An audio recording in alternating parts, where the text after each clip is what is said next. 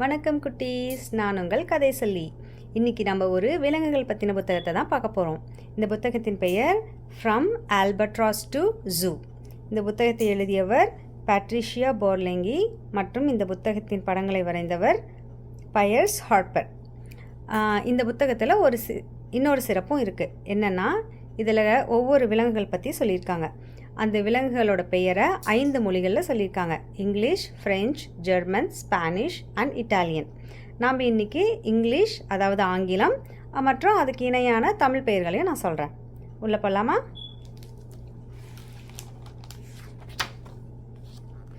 ஒவ்வொரு பக்கத்துலேயும் இந்த பறவையை நம்ம பார்க்க முடியும்.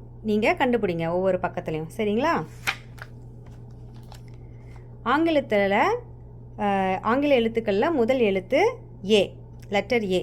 இங்கே இருக்கிற பறவையோட பெயரும் ஏல தான் ஆரம்பிக்குது. ஆல்பட்ராஸ். இது ஆல்பட்ராஸ் பறவை. இது ஒரு ஓஷன் பேர்டு, கடலில் காணக்கூடிய ஒரு பறவை. இதுக்கு பெரிய ரெக்கைகள் இருக்கும். அடுத்து ஆல்ஃபபெட் பி. இங்கே பாருங்கள், பறவை இங்கே தான் மாட்டிகிட்டு இருக்கான். பியில் ஆரம்பிக்கக்கூடிய விலங்கு இது பஃபெல்லோ, எருமை. அடுத்து லெட்டர் சி, கெமிலியன். இது பச்சோந்தின்னு சொல்லுவோம். இது நிறம் மாறுற தன்மையுள்ளது. இங்கே பாருங்கள், பறவை இங்கே இருக்கான். அடுத்து என்ன ஆல்ஃபபெட்? Letter D. டியில் ஆரம்பிக்கிற விலங்கு இது டால்ஃபின்ஸ். டால்ஃபினை பார்த்து நம்ம பறவை பயந்து போயிட்டான் போல். அடுத்து லெட்டர் இ. ஈல ஆரம்பிக்கிற நம்மளோட விலங்கு எது? ஈல ஆரம்பிக்கக்கூடிய விலங்கு தான் இது. இது உங்களுக்கு எல்லாம் தெரியும், எலஃபண்ட், யானை. யானைகள்லாம் பாருங்கள், நம்ம பறவையை துரத்திட்டு போகிறாங்க. அடுத்து என்ன லெட்டர்? Letter F. எஃப்பில் ஆரம்பிக்கக்கூடிய பறவை தான் இது. இவங்களோட பெயர் ஃப்ளமிங்கோ. ஃப்ளமிங்கோக்கள்லாம் இந்த பறவையை துரத்துறாங்க. எல்லா விலங்குகளும் இந்த பறவையை துரத்துதே. அடுத்து லெட்டர் ஜி. இவங்க கொரில்லா. G for gorilla. அடுத்து ஹெச், லெட்டர் ஹெச். இவங்க ஹைனா, கழுதை புலி. இது லெட்டர் ஐ. இவங்க ஐபிஸ் பறவை. அடுத்து லெட்டர் ஜே, ஜாகுவார்.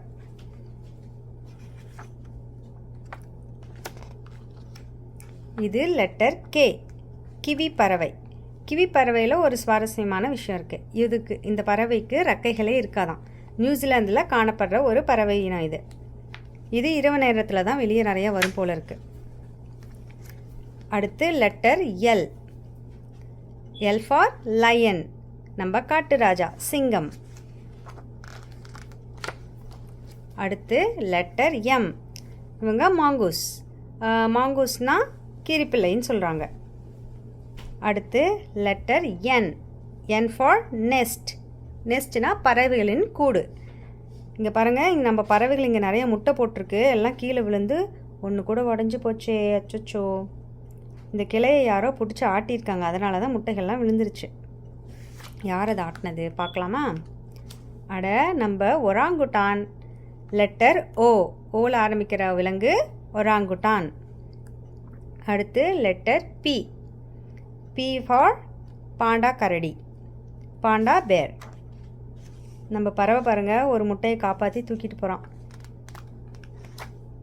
அடுத்து லெட்டர் கியூ. கியூ ஃபார் குவிட்சல் பறவை. குவிட்சல் பறவைகள் ரொம்ப நிறைய வண்ணங்கள் உள்ள ஒரு பறவை. அதோட வண்ணங்களும் அப்படியே கண்ணை பறிக்கிற அளவுக்கு நல்லா பிரைட்டாக இருக்கும். அதில் இருக்க ஆண் பறவைக்கு ரொம்ப நீளமான வால் கூட இருக்குது. இங்கே பாருங்கள், நம்ம சின்ன பறவை கீழே விழுந்து அவனோட வாயிலேயே இந்த முட்டையை கவ்விட்டு இருக்கான். அடுத்து என்ன வார்த்தை? இது letter R. R for reindeer. இது ஒரு வகை மான். அடுத்து லெட்டர் எஸ். எஸ்க்கு சால்மன் மீன்கள். வர தண்ணி அடித்து அந்த பறவையும் முட்டையும் துரத்துறாங்க. அடுத்து லெட்டர் டி. டி ஃபார் என்னது? டைகர், நம்ம புலி. அடுத்து வர லெட்டர் யூ. யூ ஃபார் உணாவ். இதோட விலங்கை நம்ம ஸ்லாத்துன்னு சொல்லுவோம். தென் அமெரிக்காவில் காணப்படுற ஒரு வகை விலங்கு இது. இது ரொம்ப மெதுவாக தான் நடந்து போகும். அடுத்து என்ன வார்த்தை? அடுத்து வர letter V. V for viper snake. இது ஒரு வகை பாம்பு, வைப்பர் பாம்புகள் அப்படின்னு சொல்லுவோம்.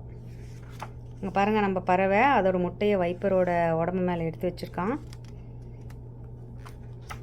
அடுத்து லெட்டர் டபிள்யூ. இது இந்த விலங்கின் பெயர் வாம்பேட். அடுத்த லெட்டர் எக்ஸ். இது ஒரு வகை தவளை தான். இதை பேர் ஜீனோபஸ் அப்படின்னு சொல்லுவாங்க. இங்கே பாருங்கள், 2 பறவையும் எப்படி அந்த முட்டையை காப்பாற்றி எடுத்துகிட்டு போகிறாங்க. அடுத்து letter Y. Y for yak.